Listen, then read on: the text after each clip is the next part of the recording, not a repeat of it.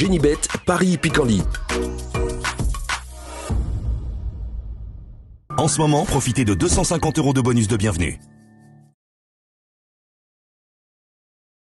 Bonjour à toutes, bonjour à tous. On prend la direction de l'hippodrome de Chantilly pour la réunion dominicale de ce 14 juillet. Nous évoquerons dans la première partie de l'émission le Quintet Plus Top 5 Génibet. Et dans la deuxième, j'aurai des coups de cœur à vous indiquer, notamment pour Chantilly, mais surtout pour la réunion 6 sur l'hippodrome de Beaumont-de-Lomagne, puisque j'ai pu discuter avec plusieurs socio-professionnels et participants. D'ailleurs, à cet effet, sachez que des interviews seront disponibles gratuitement sur canalturf.com. N'oubliez pas non plus que vous pouvez liker ce programme et le partager, et ce via nos différents supports sociaux. C'est très simple et c'est gratuit. Sachez également que notre partenaire Génibet vous offre 250 € de bonus à l'inscription, un bonus complété par 10 € supplémentaires avec le code Stéphane10, donc n'hésitez pas à profiter de ces avantages promotionnels. Concernant donc ce quintet du dimanche 14 juillet, à savoir le handicap de la fête nationale, j'aime beaucoup le 7 népalais numéro 6 Shankir, respectivement fiché 3e et 5e du grand handicap de la Morlaix, disputé le mois dernier le 16 juin sur le tracé qui nous intéresse, celui des 1800 mètres piste du Jockey Club. Népalais numéro 7 est à mon avis une bonne base de jeu, d'autant qu'il est confirmé dans les événements. Il compte en effet 22 quintets courus pour 2 victoires et 6 places parmi les 5 premiers. Le 7 et le 6, mes deux préférés. Je le reposerai le numéro 11 principalement, à savoir Suleiman.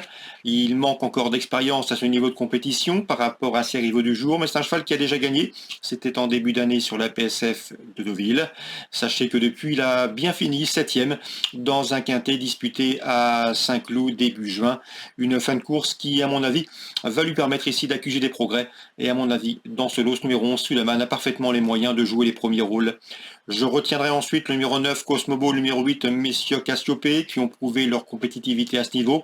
J'en veux pour preuve leur 6e et 7e place obtenue dans le prix de la place Vendôme, un quintet disputé début juin, le 9 juin, Paris-Longchamp, course dans laquelle il dominait notamment Shankir, cité plus haut, le numéro 6. Le numéro 2 dans cette épreuve, c'est Ticho Boy, autre habitué des quintets. Il a pris part à 27 événements, il comptant déjà 3 succès et 12 places. Il a été quelque peu baissé sur l'échelle des poids, il est passé de 43 à 41,5, même s'il n'a pas une marge énorme en pareille société. Sa forme et son expérience à ce niveau peuvent lui permettre de prendre une bonne place. Je retiendrai ensuite la jument Ongemar, le numéro 15. Ongemar qui reste sur une 3e place dans un quintet à Saint-Cloud. C'était le mois dernier, courant juin. Elle a un bon numéro dans les stalles On Garde. Et on se méfiera également du numéro 4, Tropisme. Il est présenté par André Fabre. C'est un cheval qui est difficile à situer, d'autant qu'il a un mauvais numéro dans les stalles de départ.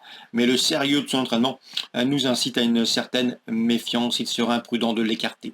Résumé chiffré pour ce quintet du dimanche 14 juillet à Chantilly.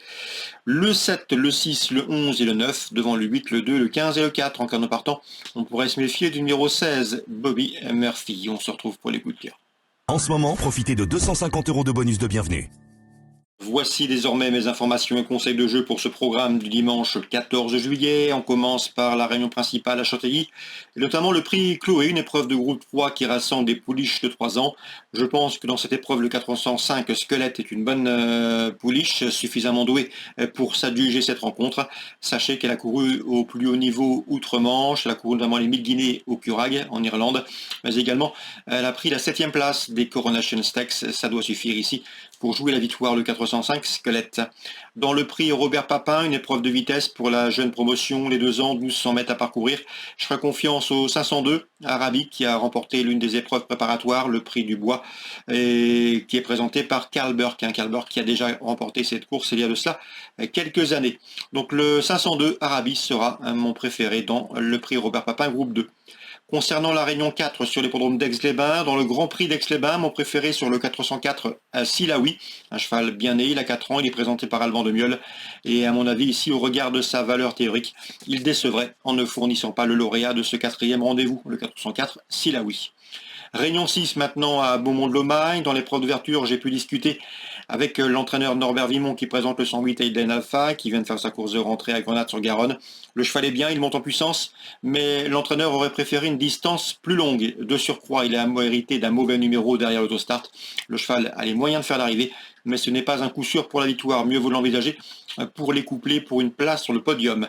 On lui opposera donc le 102 Himalayan Narcy et le 107 Harley de Carreau, qui avait été ses dauphins, deuxième et troisième d'une épreuve disputée sur cette piste de Beaumont de Lomagne fin mars, mais c'était sur un parcours de plus longue haleine. Donc dans la première, je ferai confiance au 102, au 107 et au 108, préférence pour le 102 Himalayan Narcy. Concernant la suivante, la deuxième, pas mal d'infos à vous transmettre. Maxime Brasset m'a parlé en bien du 209 Joël Bertrange, une jument régulière qui répète ses valeurs, qui sait se mettre à plat ventre pour finir et qui devrait faire une vite à sa place et sur le podium. Dans la deuxième, toujours le 108 Junot de Banville est estimé par Stéphane Bouisson. Le cheval devrait faire l'arrivée. Même topo avec le 206 Jasper Queneau. Pascal Maurice Manceau nous l'a toujours présenté comme un élément doué de qualité. Et dans cette épreuve, le cheval a parfaitement les moyens de disputer la victoire. 206, 208 et 209. Concernant Étienne Closier, qui jaillit à la destinée de quelques chevaux entraînés par Thierry de Valdestin dans le sud-ouest et basé d'ailleurs dans la région. Une antenne a été ouverte par Thierry de Valdestin dans la région depuis quelques saisons maintenant. Il drivera notamment le 703, Kaina Fael.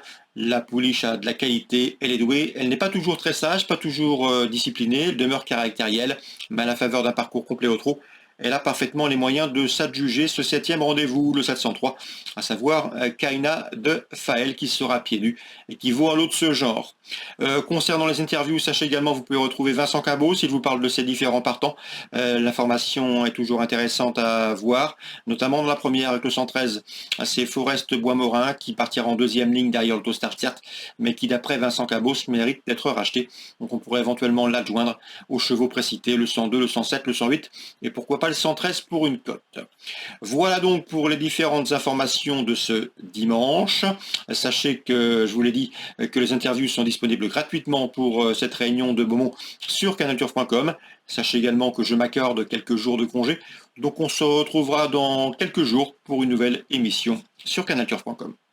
Génibet, Paris Picardie.